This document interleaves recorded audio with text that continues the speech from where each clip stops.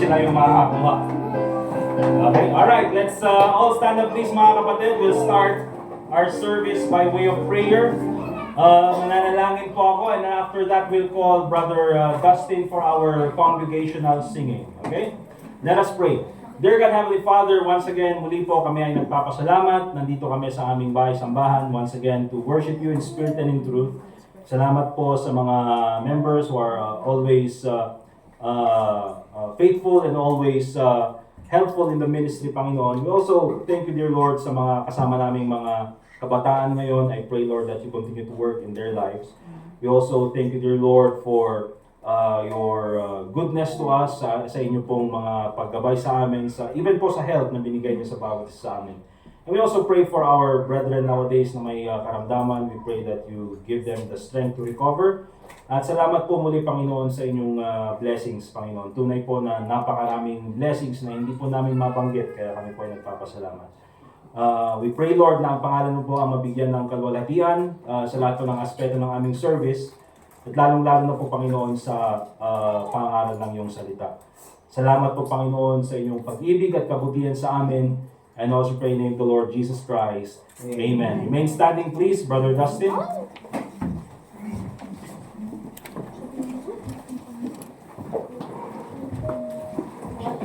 Buksan po natin ating songbook sa song number 29. Song number 29, 29. At the Cross.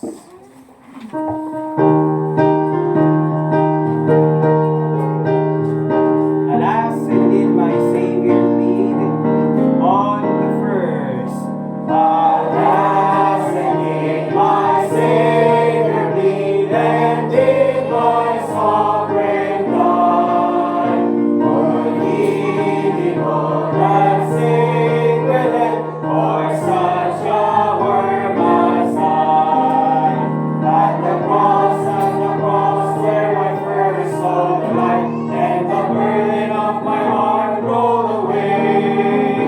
It was there by faith I received my sight, and now I am happy all the day.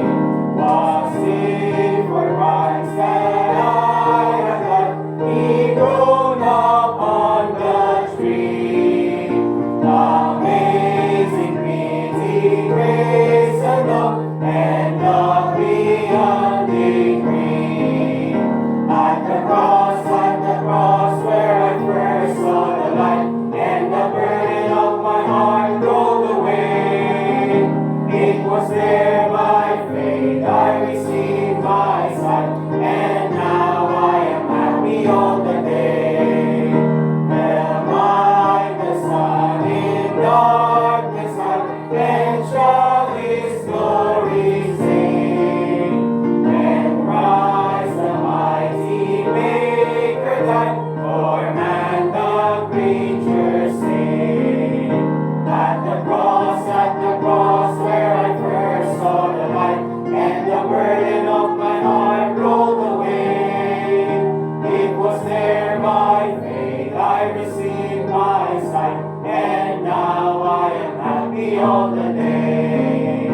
What drops of grief can ne'er repay the debt of love I owe.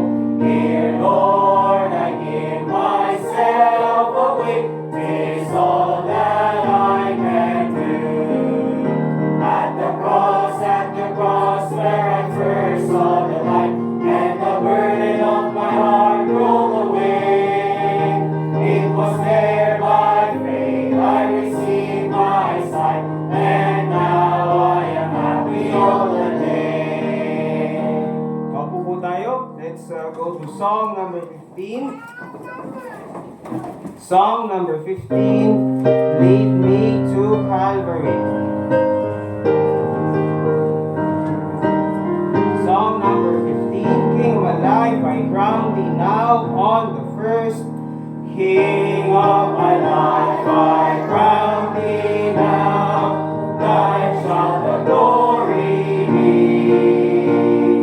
Lest I forget thy thorn crown brow, lead me to Calvary.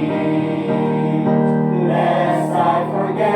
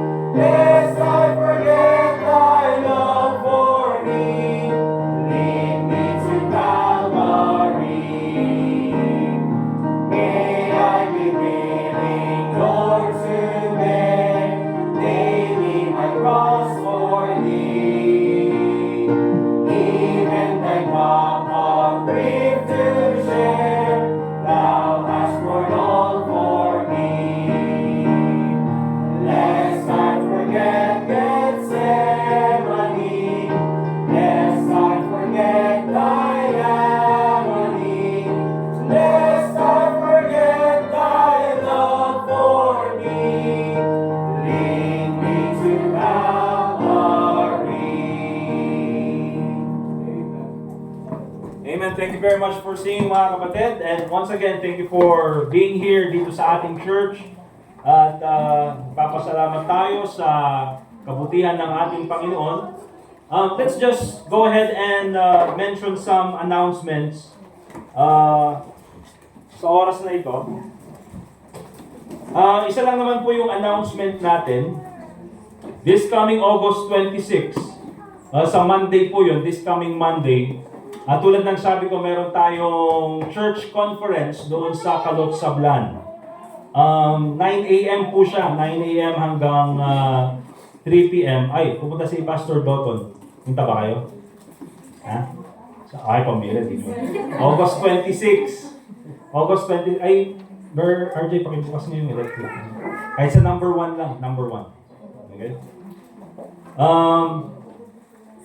Ayun, August 26, church conference. So, hopefully makapunta po kayo. Meron naman tayong gagamitin na sasakyan. Doon na tayo mag-lunch. And enjoy natin yung fellowship with other churches. Probably there are 8 or 9 churches na pupunta. So, it's a good time na tayo ay makipag-fellowship sa mga churches na, I would say, like-minded churches. Okay? So, hopefully makapunta kayo. Also, kasi ewan ko, pinilit ako mga kapatid, pinilit akong mag-preach. ang una kasi, ang speaker sana si Pastor Jeff Palitang, yung teacher namin sa Bible College. So every year siya yung nagpe-preach. So sabi niya, ayaw kong mag-preach na ako lang. Gusto ko may kasama ako. Without me knowing, ako yung linagay. Kailan yung linagay? Siguro mga 2 months ago sabi niya, ba't di nyo sinabi sa akin? O yun, sinasabi na namin sa'yo. Okay? So, ganun po. August 26, hopefully makapunta kayo. Meron po bang pupunta? Pakitaas ang kamay. Para makita ko may kasama ako. 1, 2. Sino pa? Sino pa yung may? Sama ka, Flon? O sige, susundin kita. O, holiday yun, holiday. Kahit yung may. Mabalin isurot ko na gito yung ni Sis John. Ay, mabalin iturot ko ni John Mark. Or nadapapanan nyo? Ibagang na lang kanya. Okay. Eugene, gusto mong sumama? Nasama ko kayo. Mag-mix-mix tayo. Sama ka? Silo, sige, lumurot ka. Ipanganak ka lang sa akin, tatang buwan. Okay. Oo naman, para may kasama ko dun eh. Alright. So, yun po, August 26. If you can, please be there. We can enjoy fellowship with other churches. Also, mag-ingat kayo sa dengue ha. So sabi ko nga sa group chat may dengue si Sofia, although mild naman. So ang gawin sa mga bata, yung sa mga parents, pagka nagka-fever at kapag wala ng fever and then matamlay pa rin, ayaw maglaro, sabi ng doktor, yun daw yung number 1 sign na probably may dengue. Okay, wala na yung fever kasi daw yung bata pag wala ng fever, maglalaro agad. Okay? Pero pag wala ng fever tapos matamlay pa rin, kakatapos ng fever, probably may dengue. Yun daw yung number 1 sign na tinitignan nila. Hindi masyado yung rashes. Yung rashes daw kasi nag-a-appear kapag patapos na yung dengue. Okay? So yun po yung tignan nyo, yung gums na bleeding, nose bleeding, mga yun. Ako, pag si Sophie kasi ako yung nag-nosebleed sa kanya dahil sa English niya eh. Kaya, may dengue ka ba? Hindi. English mo na. Okay? So yun po yung watch out nyo. Sa mga parents, mag-ano rin kayo, mag-invest din kayo sa kahit yung mga off lotion. Mura lang naman. Kung gusto nyo, yung sabi nga daw nung isang kasama na yung pa-check up, mantika, tingkawin ka na may kadlis din mo. The giant, the dengue na. So, alright, so yun po yung i-watch out nyo, okay? Yun po yung i-watch out nyo. Ang daming bata sa mga hospital, nasa hallway na sa dami ng dengue cases. Alright? Sa mga adults, kasi kayo mo ito na mga mong tibagbagyo niya, muyumot nga exo. Alright. Okay, yun lang po yung mga announcement natin. Let's all stand up please. Let's get our Bibles. Kids, mga Bibles nyo. And we'll call Brother Anthony to read to us the book of Proverbs. Proverbs, nasa gitna lang yun. Tandaan mo sa gitna. Nasa gitna ng Psalms. Sunod ng Psalm. Proverbs. Please turn in your Bibles to Proverbs chapter 22. 22 na. Proverbs chapter 22. If anyone needs a Bible, we have some in the back, I believe.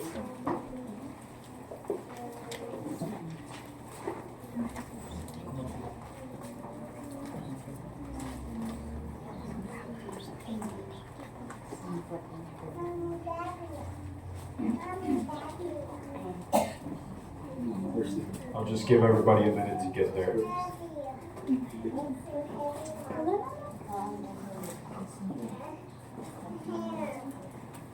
Okay, please follow along as I read Proverbs chapter 22. A good name is rather to be chosen than great riches, and loving favor rather than silver and gold. The rich and poor meet together. The Lord is the maker of them all. A prudent man foreseeth the evil, and hideth himself, but the simple pass on and are punished. By humility and the fear of the Lord are riches and honor and life. Thorns and snares are in the way of the froward. He that doth keep his soul shall be far from them. Train up a child in the way he should go, and when he is old, he will not depart from it. The rich ruleth over the poor, and the borrower is servant to the lender. He that soweth iniquity shall reap vanity, and the rod of his anger shall fail. He that hath a bountiful eye shall be blessed, for he giveth of his bread to the poor.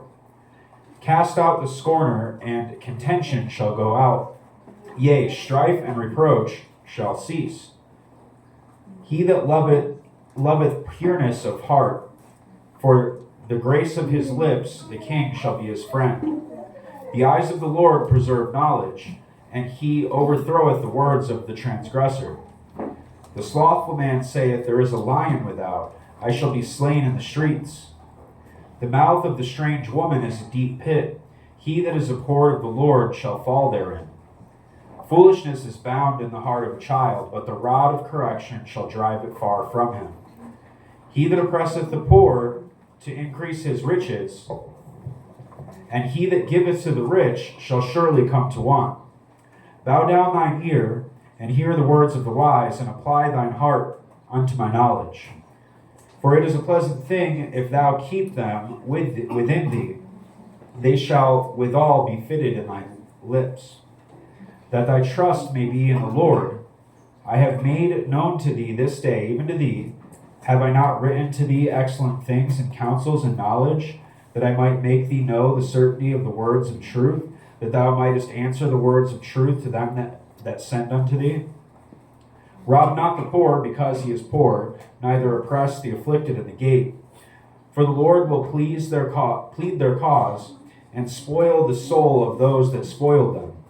Make no friendship with an angry man, and with a furious man thou shalt not go, lest thou learn his ways and get a snare to thy soul. Be not thou one of them that strike hands, or of them that are sureties for debts. If thou hast nothing to pay, why should he take away thy bed from under thee? Remove not the ancient landmark which thy fathers have set. Seest thou a man diligent in his business? He shall stand before kings. He shall not stand before mean men. Thank you. Be seated please mga kapatid. Let's continue to sing one more song. We'll ask Brother Jazer to lead us in singing. Brother Steve, give a special number. And then after po niyan, meron tayong special number.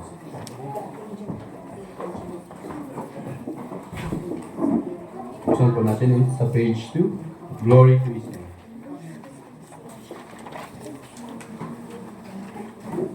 Page 2, Glory to His name.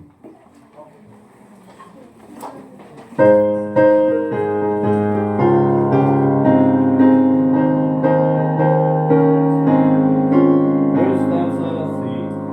Now at the cross where my Savior died, now wherefore then sing from sin I cried. There to my heart was the blood applied. Glory to His name, glory to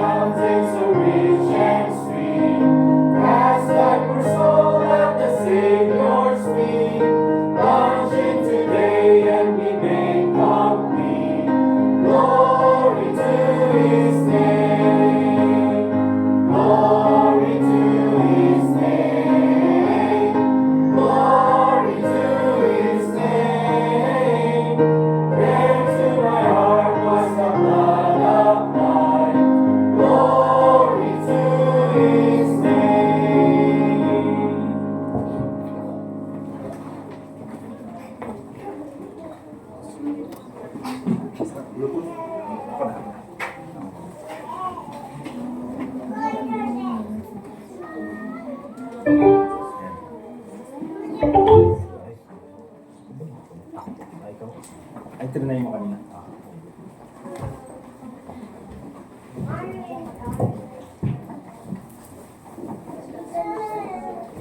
Sing Alea.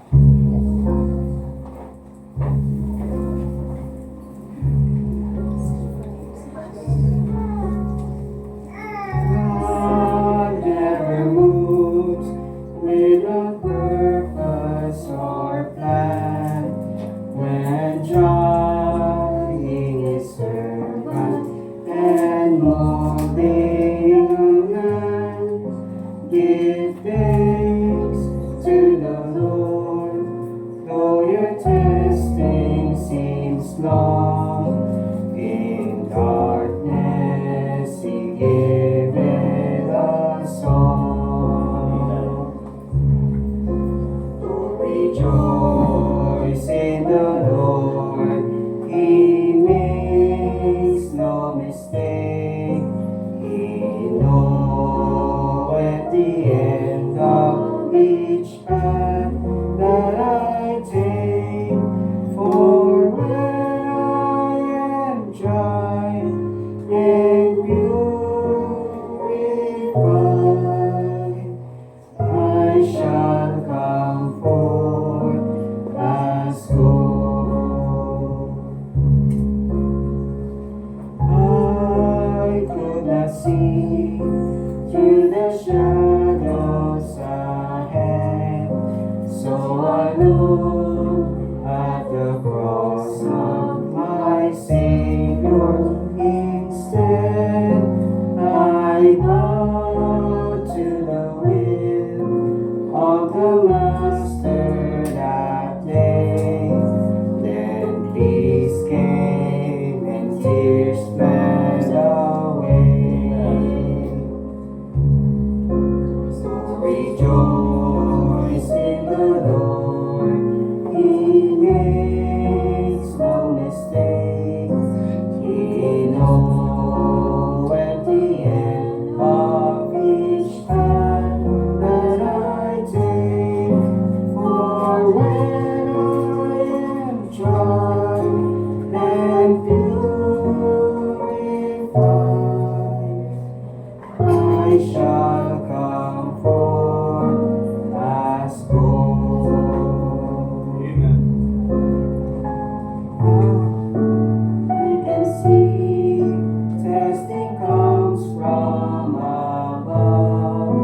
God strengthens His children and purges in love. My Father knows best, and I trust in His care.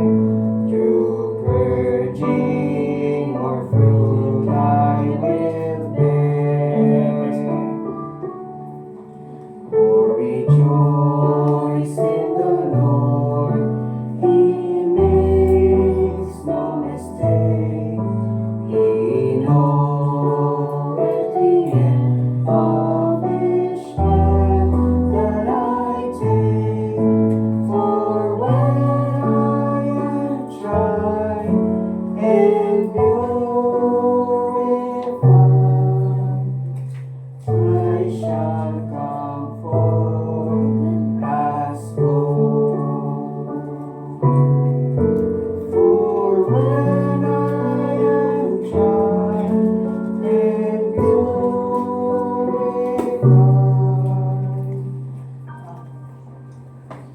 I shall come forth as gold.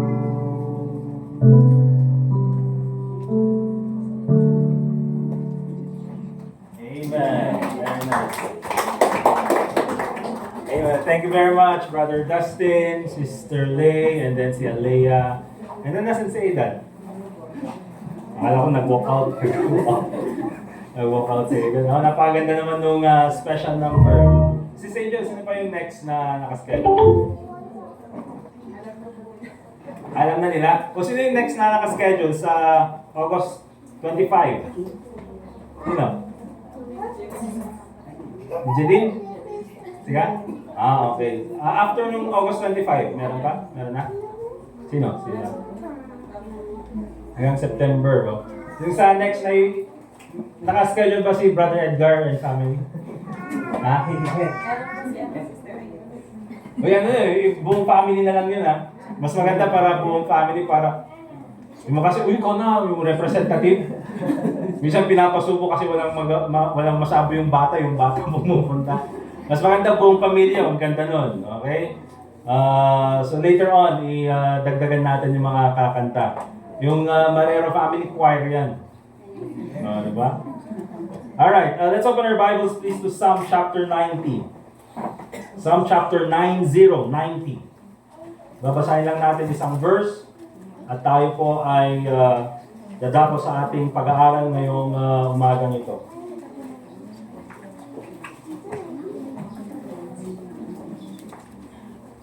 Psalm chapter 90, and doon po tayo sa verse 12. Psalm chapter 90, verse 12. Okay? Ang sabi ng Bible, Psalm chapter 90 verse 12, "So teach us to number our days, that we may apply our hearts unto wisdom." Teach us to number our days, that we may apply our hearts unto wisdom. Ang title po ng ating pag-aaral ngayong umagang ito is Numbered Days Demand a Focused Life. Numbered days demand a focused life. Let us pray. Dear God, Heavenly Father, once again, salamat po sa mga natapos po na aspeto ng aming service, sa aming napakinggan na mga kanta, in the congregational singing, ganun din po sa special numbers. Thank you, Lord, once again for the presence of each one. And thank you, Lord, for your word na magiging source po ng aming spiritual nourishment this morning. I pray, Lord, that as we once again study your word, ikaw po ang magpakita sa amin of the principles we need to apply in our life. Especially, Lord, at ngayon na tunay pong alam namin na ang aming buhay ay numbered lamang or meron pong hangganan. So, nawa po, Panginoon, sa aming pong pag-aaral ay matutunan po namin kung paano po gamitin ng maayos ang buhay na inyong pinahiram sa amin. So once again, salamat po, Panginoon, sa pagkakataong ito. Bigyan mo po ako ng sapat na talino at kagalingan nang sa ganun po ay maipahayag ko at ma-explain ko ng maayos ang iyong mga salita. Salamat, Panginoon, sa pagkakataong ito. And also pray in the name of the Lord Jesus Christ. Amen. Alright, so numbered days demand a focused life. Anong ibig sabihin yan, mga kapatid? Dahil alam po natin na ang buhay natin ay limitado lamang, merong hangganan. Importante po na ang buhay natin nakafocus sa mga tamang bagay. Amen? So, numbered days demand a focused life. Tingnan po natin the importance of accepting that life is limited. So, apat ang titignan po natin ngayong umagang ito. Unang-una, the importance of accepting that life is limited. Pangalawa, titignan po natin the wrong pursuits in life. Pangatlo, titignan natin that God must be the focus of our life. And then number 4 and the last, focusing on the things that matter. Okay, so remember, numbered days demand a focused life. So the importance of accepting that life is limited. Importante po na tayo i-accept natin at intindihin natin na ang buhay natin ay may hangganan. Nabasa natin kanina sa Psalm chapter 90 verse 12, "Teach us to number our days." Pinapakita po niyan, mga kapatid, ang buhay natin is only short. It's limited. In James chapter 4 verse 14, basahin ko po sa inyo. But go to 2 Samuel chapter 14 verse 14. Okay? Punta po kayo sa 2 Samuel chapter 14 verse 14. Pero babasahin ko lang ng saglit yung James 4:14. The Bible says, "Whereas ye know not what shall be on the morrow, for what is your life?" Ano ba ang ating buhay? Sabi ni James. At ang sabi niya ganyan, "It is even a vapor that appeareth for a little time, and then vanisheth away." Ganun po kaiksi ang buhay ng tao, mga kapatid. Na ang ginamit na illustration ni James ay parang yung steam, parang yung vapor. Di ba? Pag nagpakulo ka ng tubig, nakikita mo yung steam. Nakita mo siya ng saglit, pero hindi siya nananatili. Less than 1 second, probably 2 seconds, ay nandyan yung steam, pero later on, nawawala din lang. Yun po yung illustration na ginamit ni James sa kung gaano kahaba ang buhay ng tao. It is a vapor. Sabi niya ganyan. So, hindi tayo magkakaroon, mga kapatid, ng tamang pananaw sa buhay kung akala natin na tayo ay mabubuhay ng, mahabang panahon.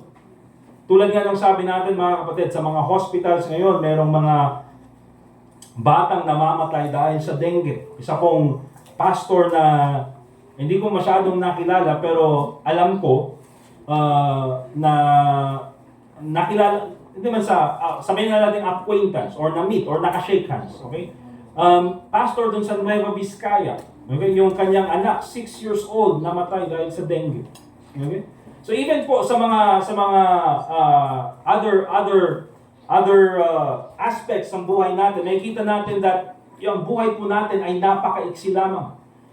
Kahit na sabihin natin na ang tao ay mabubuhay for 70, 80 years or probably 90 years, mga kapatid, yan po ay maiksi compared to eternity.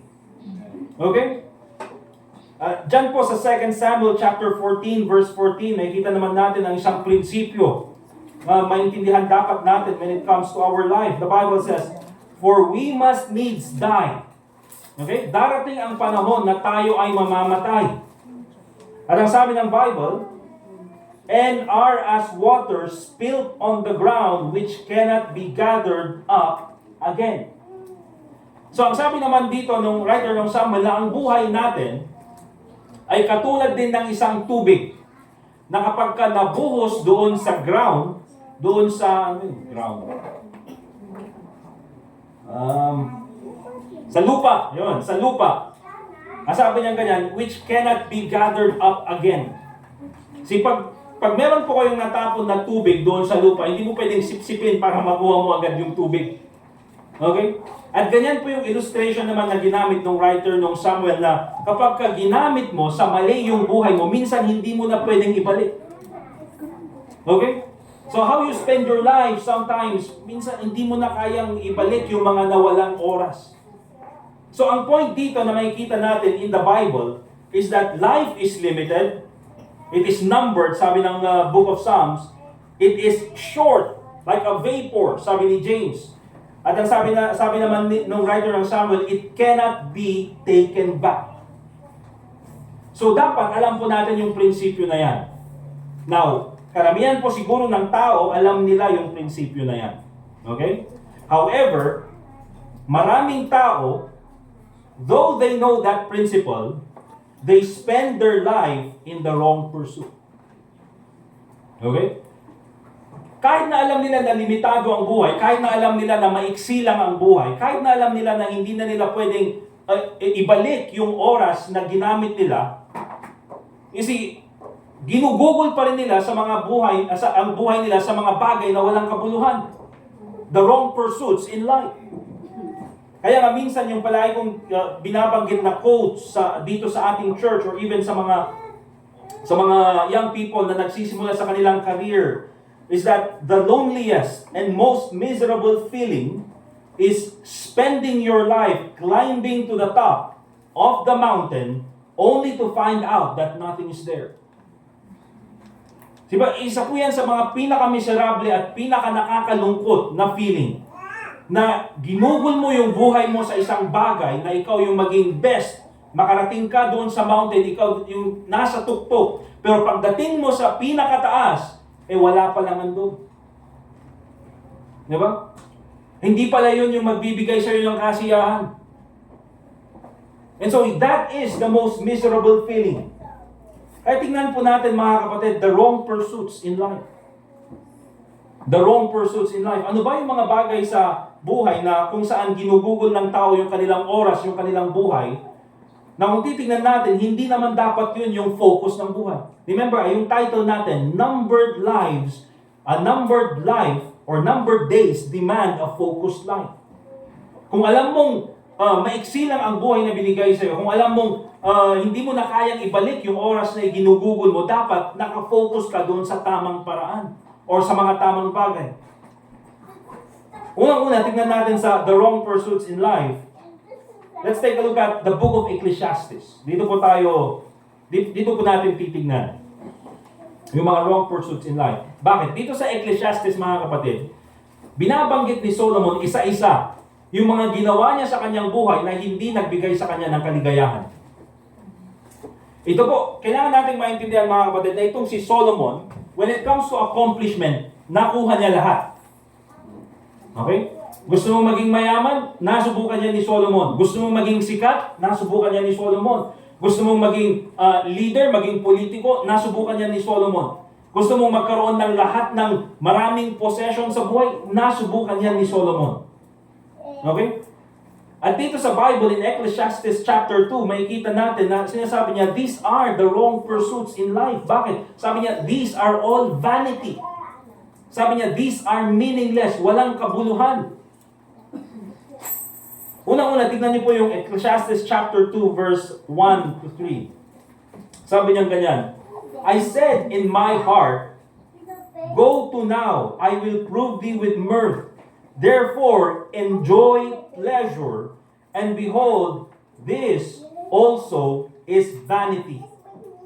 You see, one of the wrong pursuits in life is pleasure. Okay? One of the wrong pursuits in life is pleasure. You see, maraming tao, mga kapatid, na ang focus lang nila sa kanilang buhay is party-party. Especially sa mga young people, sa mga nagsisimula sa kanilang career. Ang buhay po ay hindi party-party. Minsan yun yung gusto natin, pleasure. Okay? Ang sabi niya ganyan in verse 2, I said, of laughter it is mad, and of mirth, what doeth it? Diba? I sought in mine heart to give myself unto wine. Kasi maraming tao na akala nila magbibigay sa kanila ng kaligayahan is alak. No, kaya anong gusto nila? O, taga saan kayo? Kami, taga Barangay Ginebra kami, kaya masaya kami palagi. Well, kung titignan nyo sila, mukhang masaya naman. Pag nandun sila, kasama nila yung barkada nila or kasama nila yung mga kaibigan nila na nag-party-party, masaya naman. Party nga eh. O, happy na, birthday pa. Kasi nga, party. Yung iguro mo, party nga, party. Diba? O, yun talagang masayog. Pero, here's the thing, mga kapatid. Sinasabi niya, inaamin ni Solomon sa verse 2, laughter, it is mad. So, nasubukan niya namang tumawa, magkaroon ng kaligayahan. Mirth, what doeth it? I sought in mine heart to give myself unto wine, yet acquainting mine heart with wisdom, and to lay hold on folly, till I might see what was that good for the sons of men, which they should do under the heaven all the days of their life. I mean, ito na lang ba ang gagawin natin, sa habang buhay? Kasama yung barkada, kasama yung mga kaibigan na, kaligayahan lang yung ginagawa, inuman lang ng alak. Ito na lang ba yung purpose ng buhay natin? Kaya sabi ni Solomon, yes, ito, nagbigay naman sa akin ng kasiyahan. It gave me happiness. Pero ang sinasabi nito, this is superficial happiness. Ibig sabihin, mga kapatid, ito yung happiness na panandalian lamang. Ito yung masaya ka, nakasama mo yung mga kaibigan mo, pero pag uwi mo, ang lungkot mo na naman. Bakit? Wala nang alak. Wala na yung kaibigan mo eh. Okay? So sabi niya ganyan, this is vanity. Kasi kung ito lang yung focus, anong gagawin natin? Habang buhay na lang naiinom. So sabi niya ganyan, mga kapatid, one of the wrong pursuits in life is pleasure. So hindi po dapat yan yung focus ng buhay natin.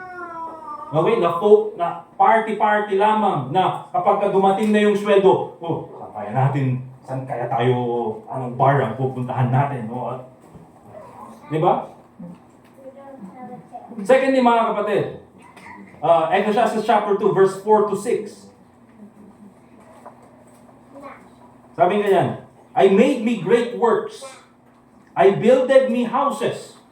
Bira. Sana nga lang, di ba? Kahit na house lang, I built my house. Kahit ganun lang, mga kapatid, di ba? Pero sabi ni Solomon, I builded me houses. Ang yabang mo naman.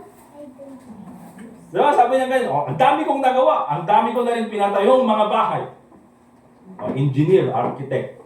Meron pang architect doon, may architect. Meron naman kami na mga labor force. Di ba? Hindi, AutoCAD na lang ako. So, di ba? Kung titignan natin mga kapatid, ginawa ito lahat ni Solomon. Pero sabi niya, hindi ito magbibigay ng kaligayahan sa akin. Ano ito mga kapatid? Yung mga projects. Okay? Projects. These are the wrong focus in life. I builded me houses, I planted me vineyards, I made me gardens and orchards, and I planted trees in them of all kinds of fruits. I made me pools of waters to water therewith the wood that bringeth forth trees. Anong ginawa niya? Hindi lang siya gumawa ng bahay, mga kapatid. Remember, itong si Solomon din, he made the house of the Lord. He built the house of the Lord. Ano pang ginawa niya? Gumawa daw siya ng mga gardens. At hindi lang yan, siya rin yung gumawa ng mga patubigan. Okay? Or yung irrigation para sa mga gardens na yun. Remember, yung sa Jerusalem po, this is a mountainous land na hindi ganon kasagana ang tubig, pero ginawa yan lahat ni Solomon. So, when it comes to accomplishment, itong projects na ito, it is not going to make you happy in many times. Alright? Bakit ko nasabi yan? Kasi itong si Solomon, tulad ng sinabi ko, he built the house of the Lord. But it came a time, mga kapatid, that even God destroyed the temple that Solomon built. Anong ibig sabihin niya? Minsan mga kapatid, hindi po nakatuon ang Panginoon sa ganda ng temple or yung ganda ng building. Nakatuon siya sa puso ng mga taong nasa loob ng building. Okay? So, accomplishments can make you happy. These are the wrong focus in life. Ano pa? Verse 7 to verse 8. Ang sabi niya, I got me servants and maidens. Dami kong mga katulong, ang dami kong mga servants. And had servants born in my house. Yung aking mga servants, nanganak sila, naging servants ko din. I had great possessions of great and small cattle above all that were in Jerusalem before me. Every day, ang ulam ko, steak. Cattle yan, mga kapatid, hindi yan baboy.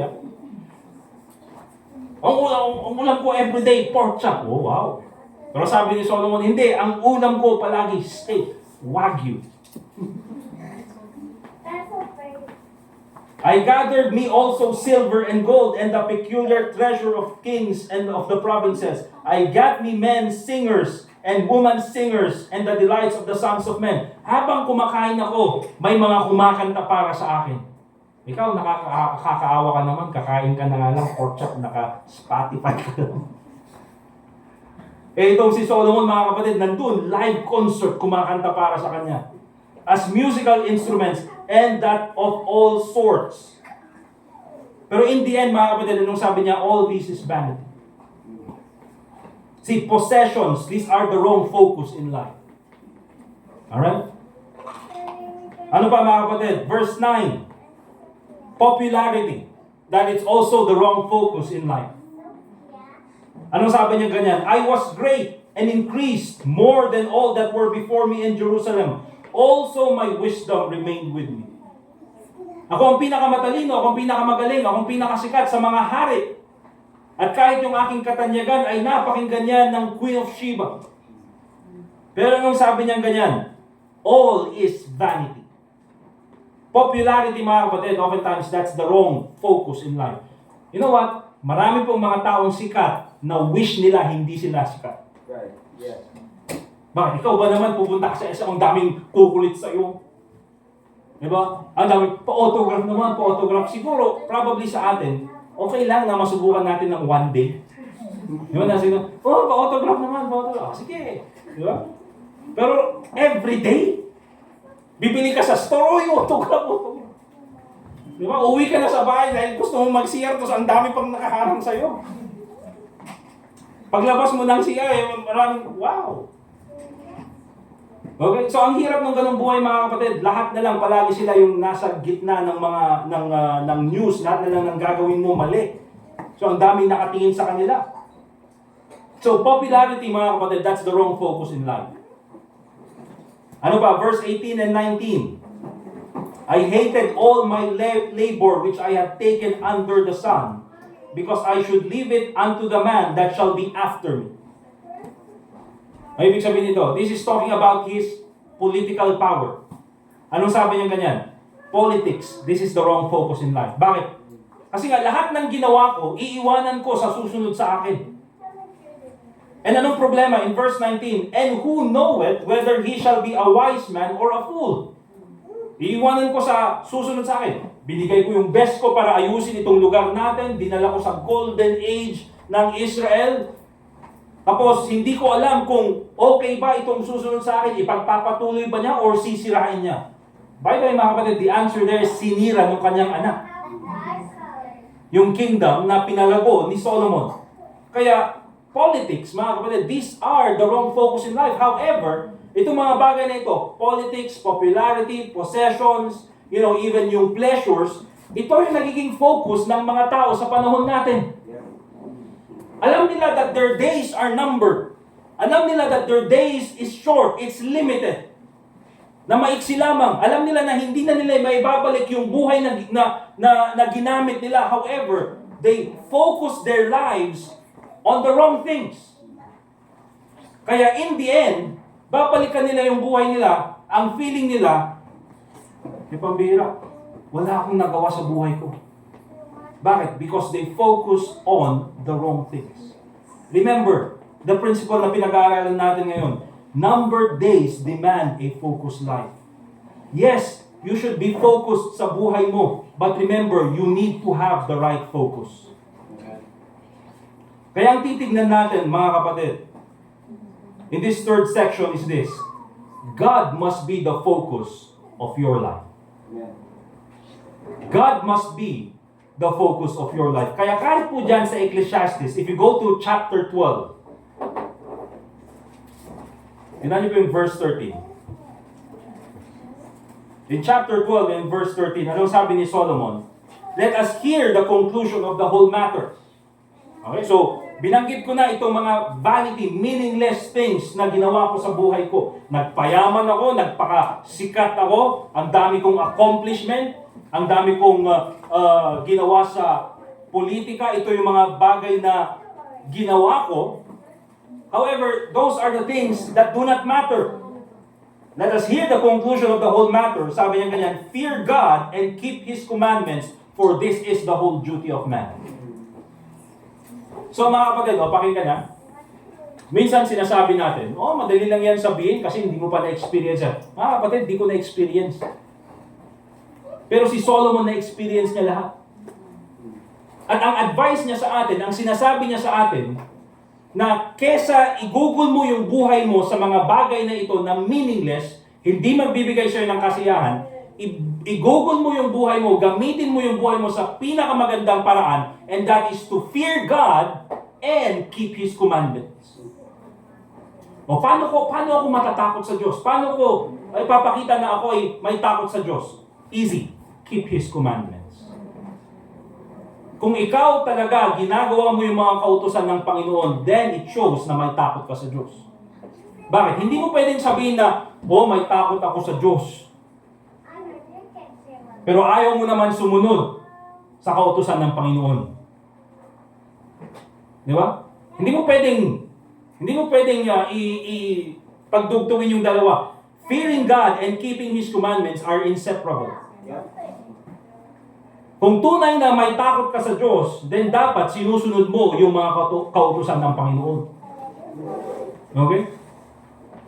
Hindi yung susundin mo lang yung kautusan ng Panginoon kapag Sunday. You see, this should be a part of our life. At sabi niya ganyan, this is the whole duty of man. Ito dapat, dito nakafocus ang tao.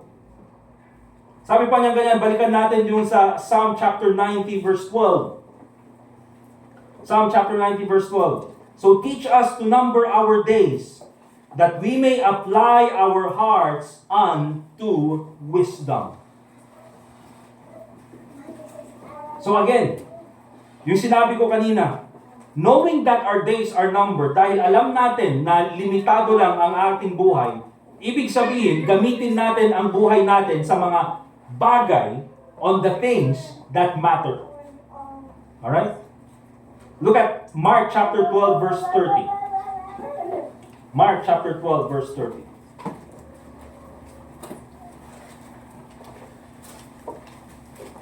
Ito rin ang sinabi ng ating Panginoong Jesucristo. Noong tinanong siya, what is the greatest commandment? In Mark chapter 12 verse 30, sabi ng Bible, si Jesus Christ po ang nagsasalita, and thou shalt love the Lord thy God. Oh, mahal ko naman ang Diyos Pero si Jesus Christ, binigyan niya tayo ng definition kung paano natin iibigin ang Panginoon. Love the Lord thy God, sabi niya, with all thy heart. This is talking about priority, mga kapatid. Yung heart po natin, yan yung pinaka-importanting parte ng ating katawan. Without the heart, hindi ka pwedeng mabuhay. Pag tumigil ang puso mo, even for just a few minutes, hindi ka na pwedeng mabuhay. Meron pong mga taong buhay na hindi na gumagana yung kanilang utak or even some organs sa kanilang katawan, pero still, they get to live a full life. Okay? Pero kung wala ang puso, hindi ka na pwedeng magtuloy. Okay, hindi ka naman pwedeng transplant ng puso ng baboy. Lagay sa'yo. Diba? Transplant ka ng puso ng baboy, sinong iibigin mo, baboy din. Diba? Okay? So, titignan natin mga kapatid, the heart talks about priority, attention. So, if we are going to love God, He should be our priority. Yun yung sinasabi ni Jesus Christ. Priority in our life. Sabi pa niya ganyan, with all thy heart and with all thy soul.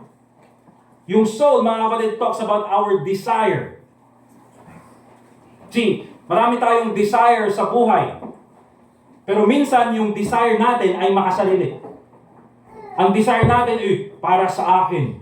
Para ako ay ito, ma-accomplish ko. Para ito, magawa ko. Meron ka bang desire para sa Panginoon? Do you have a desire na sana naman mas makilala ko ang Diyos sa mas malalim na pamamaraan? Sana naman mas ma-accomplish pa ako para sa aking Panginoon. Sana naman ito ay maibigay ko para sa aking Panginoon. You know, loving God, hindi lang yan when it comes to our priority, it should also our desire. It should also be our desire. Kaya sabi niya ganyan, with all your heart, and with all your soul, and with all your mind. Pag sinabi nating mind, it's talking about our thoughts. Minsan, papasok na lang ang Panginoon sa isip natin kapag Saturday ng gabi. Uy, oo nga pala. Di church pala bukas. Parang nagulat pa. Ay, Sunday pala. Huh? Sunday pala. Pupunta ba tayo ng church? Okay lang, pupunta ka. Ikaw yung pastor eh. Pero nakalimutan ko. Sorry, ako pa yung pastor. Sorry, nakalimutan ko. Okay? Minsan, papasok na lang yung church sa isip natin kapag may problema. Papasok na lang ang Panginoon, yung Panginoon sa isip natin kapag kailangan natin ng tulong. Okay? Eh, sabi ng Bible, with all your mind. Ibig sabihin mga kapatid, in our thoughts, dapat nandyan palagi ang Panginoon. Paano ko kaya ipiplease ang Panginoon? Ano kaya pwede kong gawin para sa Panginoon? Ano sabi pa niya ganyan? With all thy strength. Ibig sabihin mga kapatid, when it comes to our effort.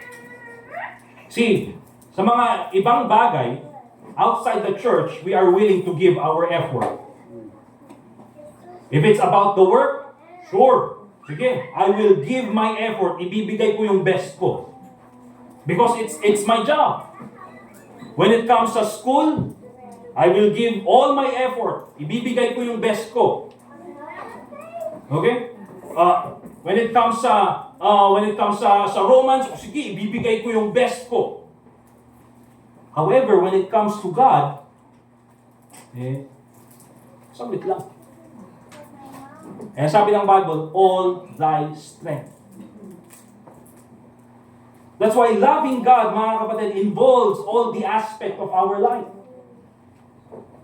And according sa Bible, according kay Jesus Christ, according sa Book of Psalms, according kay Solomon, na na-experience lahat ng mga bagay na ito yung mga bagay na pinaka-importante. Everything that relates to God, God must be the focus of our life. Okay? I hope yan po yung makita natin ngayong oras na ito. Na yes, meron po tayo mga ibang ginagawa sa buhay. Meron po yung pag-aaral, nandyan po yung trabaho, nandyan po yung mga ginagawa natin outside the church. But remember, ang buhay natin ay napakaiksi lang. At ayaw po natin na pagdating doon sa buhay natin, in the end, sasabihin natin na, sana mas marami pa akong magawa para sa Panginoon. Sayang naman kung maibabalik ko lang. At ito gagawin ko para sa Panginoon. Sayang naman at ginugol ko yung oras ko sa mga bagay na ito. Sana bigyan pa ako ng Panginoon ng isang pagkakataon para makabalik ako at ito gagawin ko para sa Kanya. Mga kapatid, those are words of regret. Bakit? Because you did not spend your life on the things that truly matter. So God must be the focus of our life. At ito po yung last na titignan natin. Ito na yung last, amen? Oo. Sumusta yung talaga. Gusto ko kasi mga kapatid na gusto kong maging magaling na preacher. At yung magaling daw na preacher, maiksi lang yung preaching. Joke lang mga kapatid. Depende as long as makuha nung congregation yung prinsipyo galing sa salita ng Diyos. Amen? Kahit ang haba-haba naman, 3 oras yung preaching tapos wala namang natutunan. Di ba? So lastly mga kapatid, tingnan natin, focusing on the things that matter. Focusing on the things that matter. Ano ba talaga yung the things that matter in life? Okay? Unang-una, remember this. Focus on pleasing God. Okay? Focus on pleasing God. Sa buhay po natin mga kapatid, meron tayong mga tao na gustong i-please. Minsan gusto natin i-please yung parents natin, wala pong masama dyan.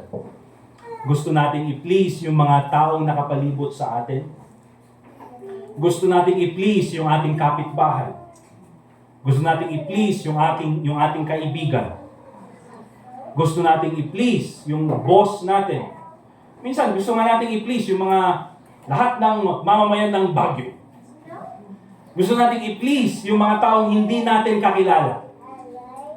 Kaya maraming tao, they focus their life na sila ay maging pleasing sa harap ng tao. But in the end, they are not pleasing to God. Kapatid, sorry, pero if we are going to use the term, they have prostituted their lives for people whom they do not know. Okay? When in fact, kung babalikan po natin in Revelation chapter 4 verse 11, ang sabi ng Bible, Thou art worthy, O Lord, to receive glory and honor and power. At sabi niya ganyan, For Thou hast created all things. Kasama po tayo dyan sa all things. God created you and me. God created everything. At sinabi niya ganyan, And for Thy pleasure, they are and were created.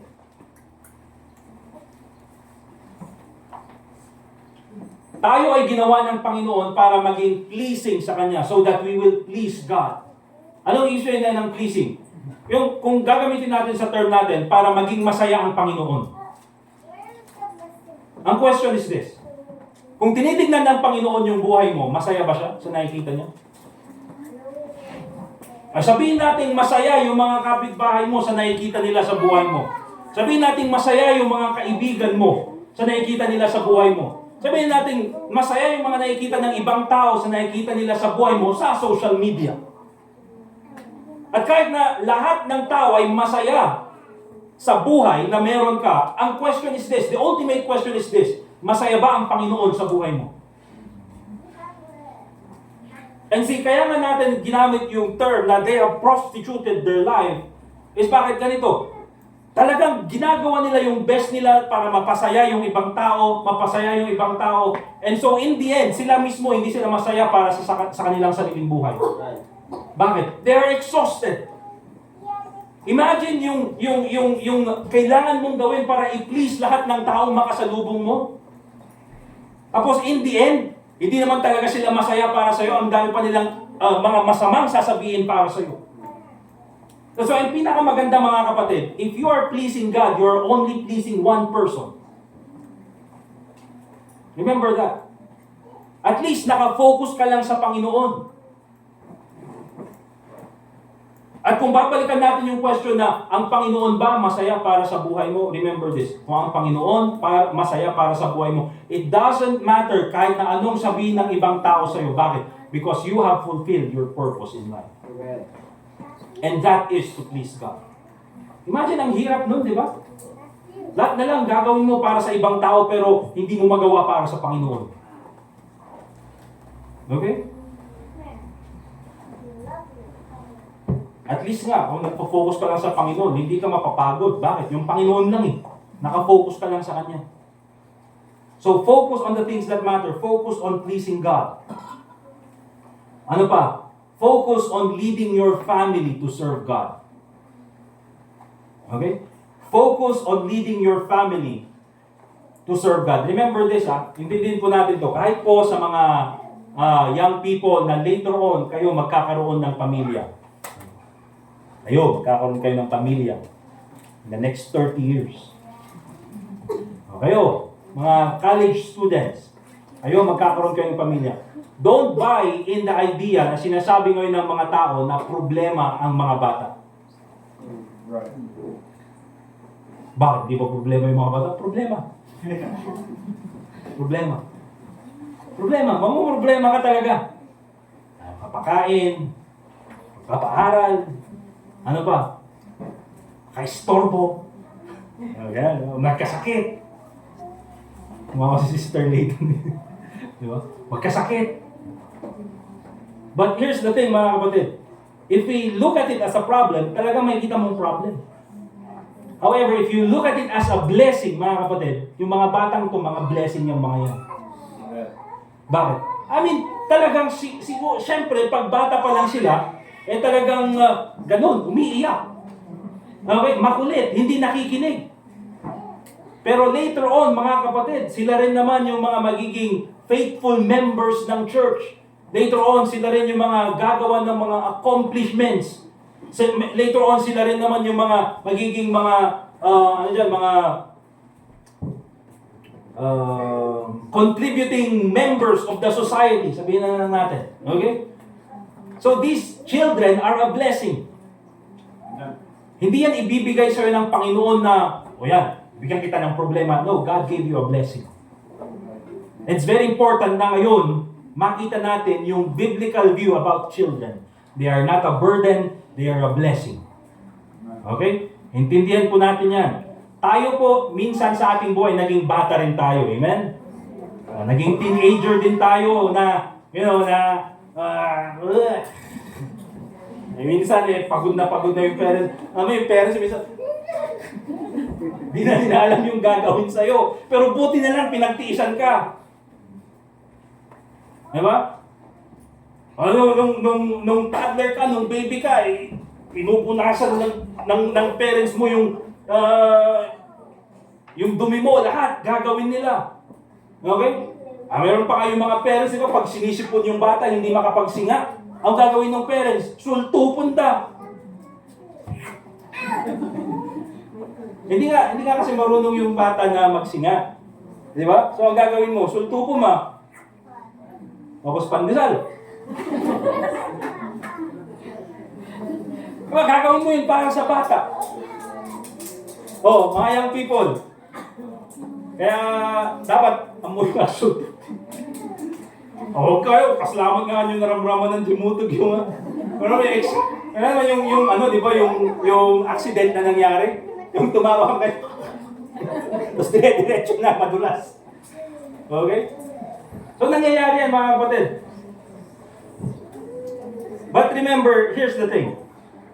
Remember this. Your family is not a hindrance to the ministry. Huwag yung gagawin yung rason na hindi ko magawa yan kasi may pamilya na ako. Or kasi may mga bata. Okay? Remember this. Sasabihin ko sa bawat sa atin. Your number one ministry is your family. Okay? Raising your children is your ministry. It's very important. Okay?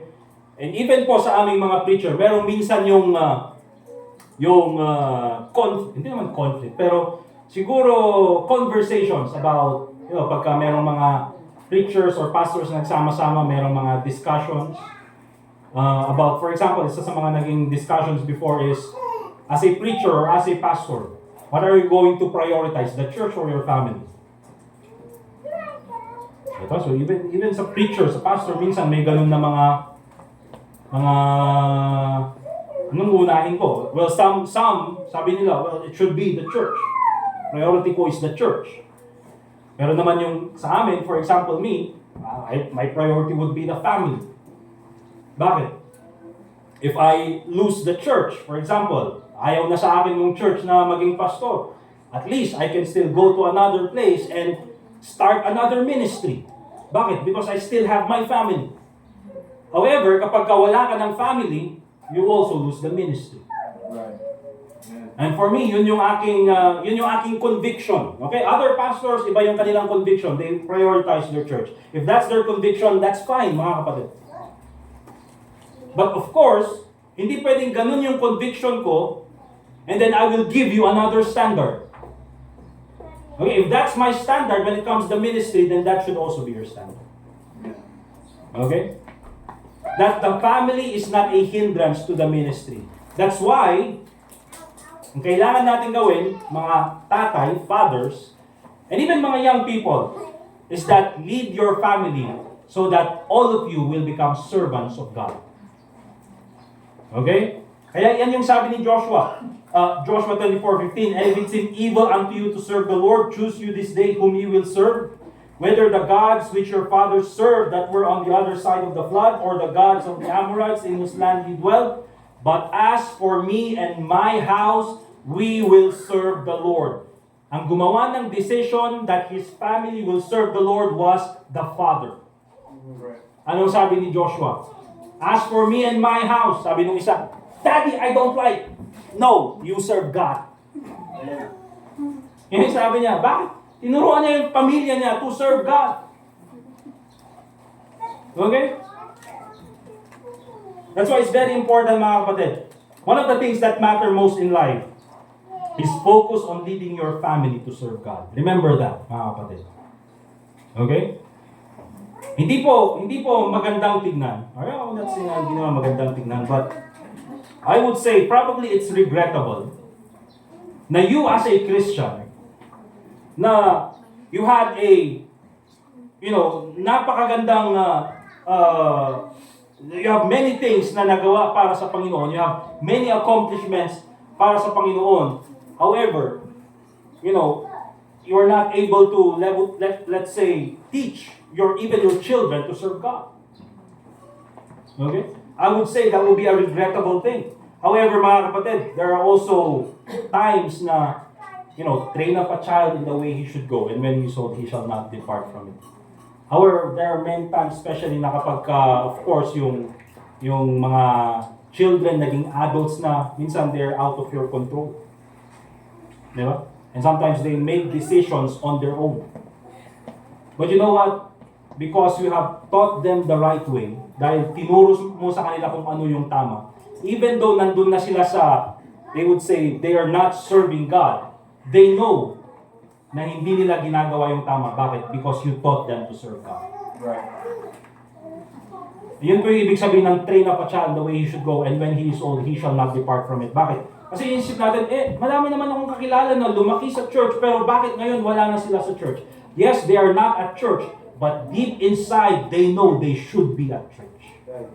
Bakit? Because yung mga parents nila nung bata sila, tinuruan na that they should be at church. Okay? Minsan mga kapatid, hindi natin talaga makokontrol yung gagawin ng mga bata na ito. Di ba? Di ba? But still, we do our best to guide them. And Lord willing, to serve God. So focus on leading your family to serve God. Number 3, focus on living. Focus on leaving an inheritance to your family. Maganda po ito. Focus on leaving an inheritance to your family. Let's go to Proverbs chapter 13, verse 22. Kaya hindi natin, remember hindi natin sinasabi na, O dapat hindi kayo mag-focus sa trabaho. Dapat hindi kayo mag-focus na magkaroon kayo ng mga bahay or possessions. It's good to have those things, pero hindi yun yung focus ng buhay. Okay? Kumbaga, those are things done in the peripheral. Proverbs chapter 13, verse 22. Ang sabi ng Bible, a good man leaveth an inheritance to his children's children. Okay? Hindi lang para sa mga anak, pero pati sa mga apo. Ano ibig sabihin nito mga kapatid? Lahat ng yaman iiwan para sa... Hindi naman lahat ng yaman mga kapatid. Okay? But the point here is, when you work, at ikaw ay, you're looking na magkaroon sa ng bahay, magkaroon ka ng accomplishment, magkaroon ka ng yaman, magkaroon ka even ng probably, a little bit of possession. Minsan, hindi mo lang ito ginagawa para sa sarili mo. You're also doing this for your children, nang sa ganun kapag ka nawala ka na sa mundong ito, ay meron namang iiwan para sa iyong mga anak. At meron din para sa iyong mga apo. At ang sabi ng Bible, a good man leaveth an inheritance to his children's children. Yung inheritance po yan, mga kapatid, hindi po ibig sabihin na yung as in sobrang yaman. Pero ito, pinapakita lang natin sa atin na dapat tayo bilang mga Kristiyano, meron din yung balance na kaisipan. Yes, hindi yung focus ng buhay natin yung possessions or accomplishments or all those things. But it's also very important that we do our best sa trabaho natin. We do our best na magkaroon tayo ng goals para sa pamilya natin, para sa buhay natin. Nang sa ganun, kapag tayo naman ay kinuha na ng Panginoon, merong maiiwan para sa pamilya natin. And that should be the focus of life, mga kapatid. Hindi ka magpapakayaman lang para gastusin mo. I mean, kung ikaw si Elon Musk, mga kapatid, at ilang billion ba yung pera ni Elon Musk? Ha? 10,000? 10,000 yata no? 10,000 pesos? Ha? Ilang billion ba? Marami. More than 100 billion, I think. Diba? Oh, asa yung 100 billion na yan? Kaya mong gastusin yan ng 50 years. Diba? Kaya mong gastusin yan ng 50 years. Ano? Gusto mo ng Starbucks? Mag-Starbucks ka everyday. O sige, hanggang magsawa ka. But you know what, mga kapatid? Ito yung kailangan natin makita. We don't only work for ourselves. We also work for our children and also for our children's children. That's why it's very important na tayo bilang mga mananampalataya, we have these goals. Okay? Masama bang magkaroon ng goal na sana magkabahay ako, magkabahay kayo? No, it's not wrong, mga kapatid. Hindi ba magandang goal na magkaroon din kayo ng sabihin natin ganitong amount sana sa bangko natin? Kaya nga minsan, tinitingnan dun sa mga interview natin, di ba? Where do you see yourselves in 5 years? Well, I see myself stressed out. Sa mga interview, di ba? No, I see myself as a, senior, blah, blah, blah, in this organization or in this company. Bakit? Pinapakita nyo ito, may plano sa buhay, may goal sa buhay, may patutunguhan sa buhay. Okay? So focus also on leaving an inheritance to your family. Kaya it's very important that you do your best sa mga trabaho nyo. Amen? You're doing that. At the same time, godliness with contentment is great gain. And ginagawa mo yung best mo para sa buhay mo, para sa trabaho mo. And at the same time, nakadepende ka sa Panginoon. You continuously pray to God. Mga kapatid, those are the key ingredients to success. Alright? So, focus on leaving an inheritance to your family. Very important as well. Also, focusing on the things that matter. Number 4, focus on loving your family. Focus on loving your family. Ang sabi ng Bible sa Ephesians chapter 4, verse 26, be ye angry and sin not. Okay lang pong magalit. Minsan nagagalit po tayo. Ang problema, kapag kinikim-kim yung galit na yan. Kaya sabi niya, be angry and sin not. At kaya sabi niya, let not the sun go down upon your wrath. Kapag kagalit ka, sabihin mo. Pero huwag mong itanim na sama ng loob. Kasi pag tinanim mo yan na sama ng loob, magbubunga yan ng mas maraming sama ng loob. Okay? Be ye angry and sin not. Let not the sun go down upon your wrath. Focus on loving your family. Kaya it's very important, sa mga couples, mag-asawa, kung merong tampuhan, make sure na bago matulog, ayusin na yung problema. Kung pwede. Kaya sa amin mga kapatid, for example, si Sister Angel at saka ako, pag may tampuhan, lalapit ako sa kanya. Ang sasabihin ko, I forgive you. Apology accepted. Yun lang mga kapatid. Apology accepted. Tulog ka na. Hindi mga kapatid, ako nagsusorry. Bakit? I have to keep the peace. Di ba? Kagabi mga kapatid, may tampuhan kami. Pero nagsorry ako. Bakit? Ang hirap mag-preach. Nandun yung asawa mo. Huwag ka na lang mag-attend. O hindi siya na-late dahil nag-amol kami. Okay. Pero mga kapatid, mahirap talaga mag-preach kapag may tampuhan. Okay? Kaya I make sure na ayos na yung problema bago matulog. Alright? Kaya yun nga sinasabi ko, apology accepted. Apology accepted. Ayan. And kasi ganito pag ako nag-sorry, later on siya rin magsasorry. Diba? Kaya ako, pag nag-sorry, wala namang kasalanan ko. I'm sorry Dave, dahil ganito kasi ako Diba? So, ganun mga kapatid. And even mga kapatid, hindi lang sa mag-asawa, but even within the family. Diba? I mean, di ko alam, siguro aware naman kayo dun sa nangyayari dun sa family nung gold medalist natin. Diba? Huwag nating i-publicize yung pangalan. Diba? Nakakami din na nag-aaway sila tapos pinapalala ng media. Ewan ko ba kasi kung bakit, sino ba kasi yung unang nag-post sa social media. Dinala sa media, dinala sa social media yung problema kaya naging public, nagpiyastahan tuloy ng public. Okay? And the point is this, mga kapatid. You see, napaka-iksi ng buhay natin. And then, we will just spend it having bitterness with our spouse. Having bitterness sa parents natin. O minsan even yung parents may bitterness sa bata. Or sa kanilang mga anak. Ang pangit naman mga kapatid. Hindi naman ako ganun katagal na preacher or pastor. Pero meron na rin ako, marami na rin akong napuntahan ng mga funeral service. Ewan ko ba, bakit ako yung gusto-gusto yung nasa funeral service? O, dyan na yung pastor ng kamatayan. Diba? Pero every time ang ginagawa ko kasi, before iburol or ilibing yung relative, pinagsasalita ko yung mga parents para, or yung mga immediate family para masabi nila yung gusto nilang sabihin.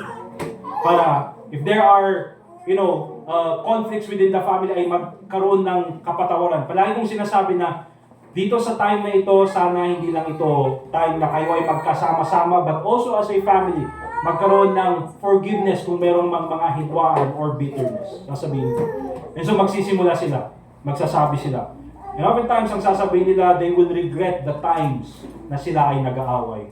They will regret the times na hindi sila nag-usap. They will regret the times na meron silang sama ng loob. Sana nagkaroon na lang ng kapatawaran. Pero hindi na pwedeng ibalik. Bakit? Because our days are numbered. And lastly mga kapatid, focus on serving others.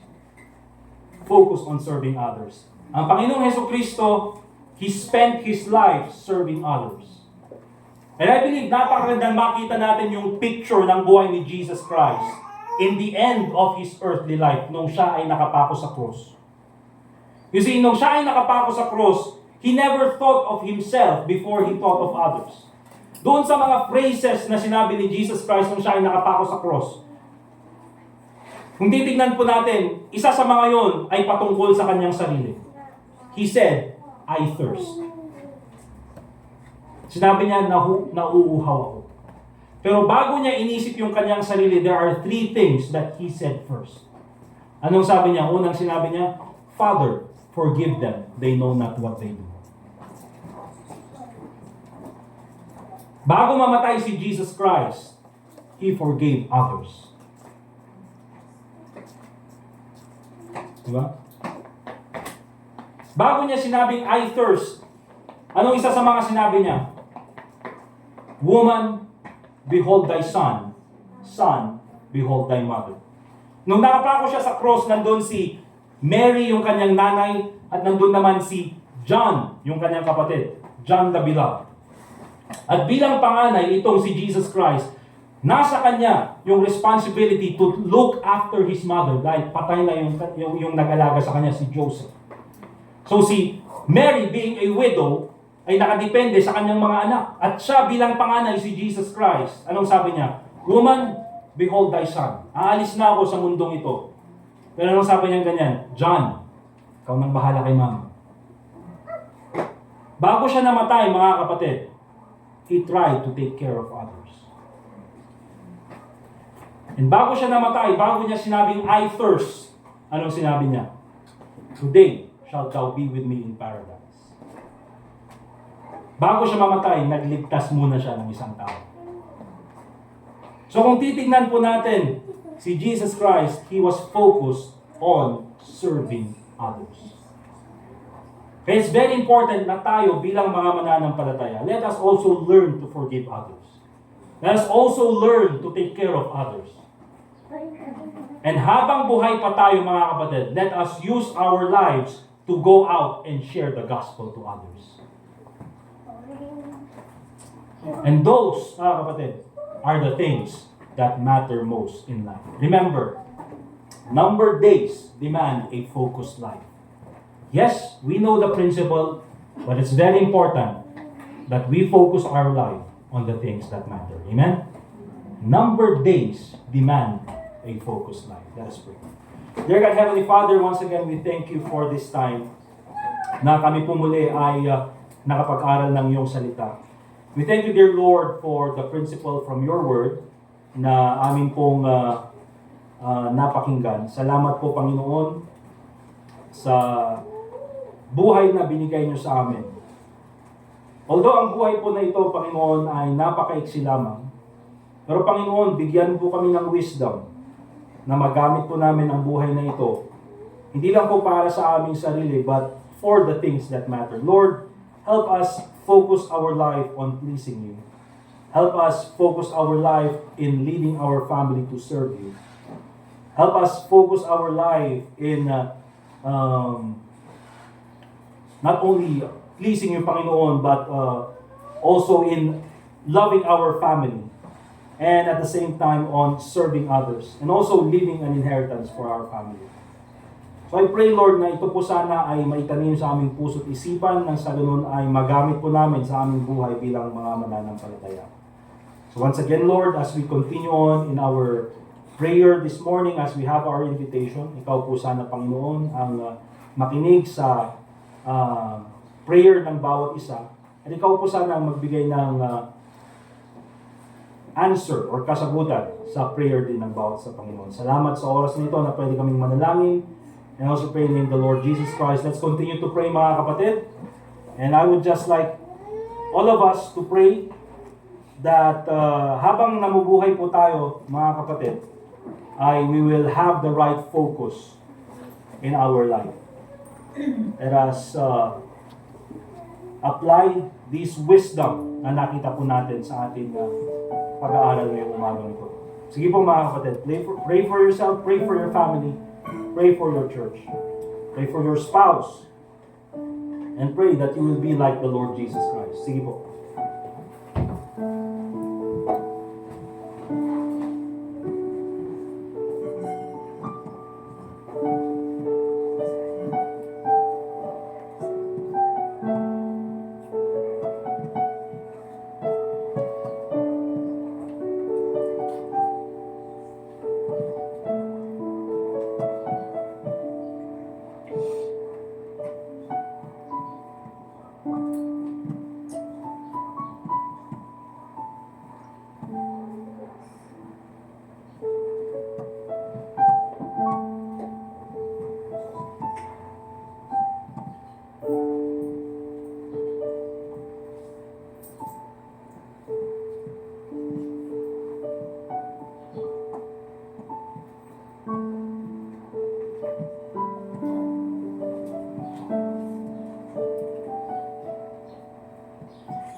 Dear God, Heavenly Father, once again, we thank you for this time that we can pray together. Muli po, Panginoon, pangalan mo lang po ang mag-glorify sa lahat ng aming nagawa at lahat ng aming gagawin. At ikaw po, Panginoon, ang maging gabay namin sa aming pagpapatuloy in our service this morning.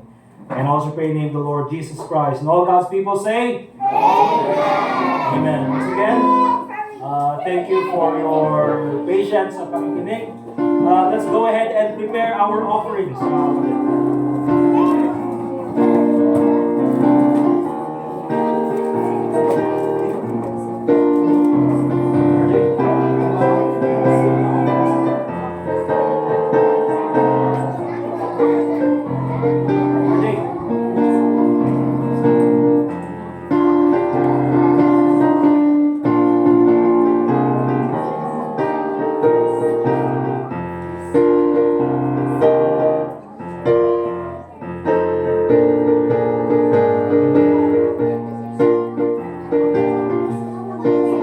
Tawagin natin si Silo at si John Mark.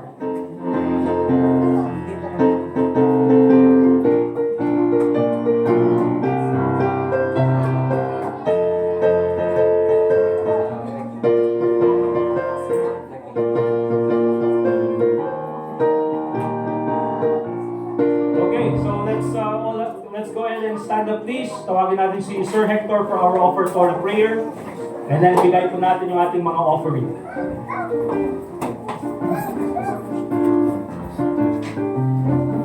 Let's pray. Father, thank you again that we can continue even to this offering. Thank you, Lord, that you have given us again your word this morning. And as we partake of this offering, may we give back our tithes and offerings. We know, Lord, that your resources is what enabled us to even have our jobs and our source of income.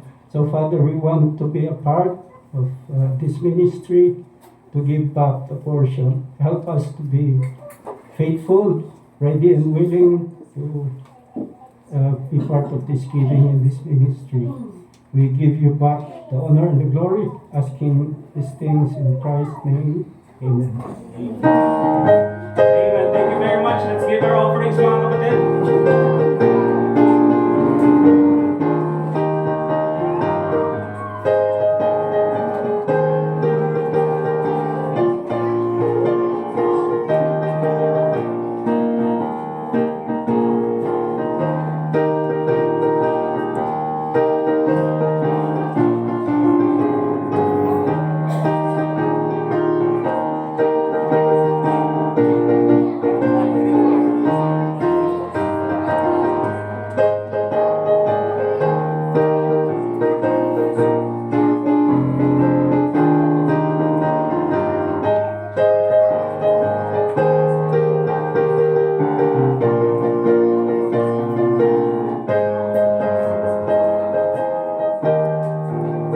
Alright, once again, salamat po sa mga nag-attend or kasama natin ngayong umagang ito. Josay, nanagan na ni Genesis Baleta? Ha? Oh, ni Genesis, si ni Revelation. Genesis, thank you na naka-attend ka. Si JP, thank you JP. Nilalakan ko yung good job. Sir, thank you. Okay, let's announcement. August 26 mga kapatid, please. Kung maka-attend kayo, I will be very happy. Okay? August 26. Alright, let's all stand up please mga kapatid. Let's open our songbooks palitan natin yung song 134, My Anchor Holds. Song number 134, My Anchor Holds.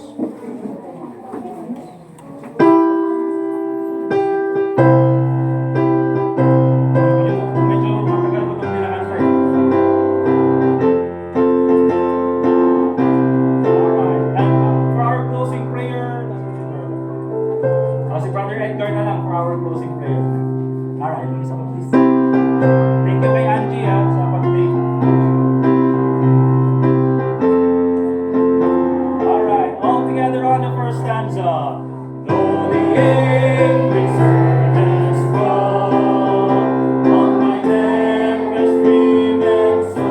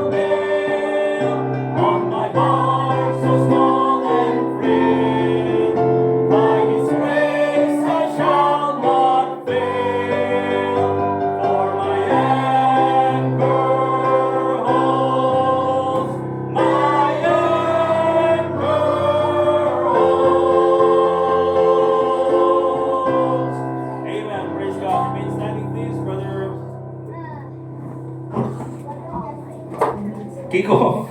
Edgar. Let's pray. Lord, once again, thank you po sa binigay niyong araw na kami po ay nakapakinig ng inyong mensahe. And we thank you na na-bless niyo po kami ng inyong mensahe. And we pray na this one enlightenment about sa amin. Hanggang po ay makapag-serve po kami. And we pray for each and everyone's safety sa next po nilang mga activities. Yes. So pray in Jesus' name, Amen. Amen. Thank you very much mga kapatid. We're dismissed. Thank you, Brother Kiko Magalona.